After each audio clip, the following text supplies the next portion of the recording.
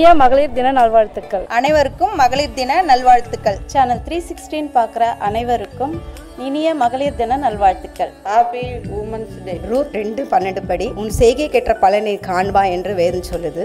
அப்போ நம்ம பெண்களாகி நம்ம எப்படி இருக்கணும், நம்முடைய செயல்பாடுகள் இதெல்லாம் நமக்கு கரெக்டாக இருந்தால் தான் குடும்பத்துலேயும் சரி, வேலைக்கு போகிற இடத்துலையும் சரி, நம்ம பிள்ளைங்கக்கிட்டையும் சரி, எல்லா விதத்திலும் நம்முடைய ஆக்டிவ் கரெக்டாக இருக்கணும். அப்போ நம்ம செய்கை கேட்ட பலனை நம்ம காணலாம். ஆண்டவராகிய கர்த்தர் அப்படியே ரூத்துக்கு அப்படியான பலனை கொடுத்தார்.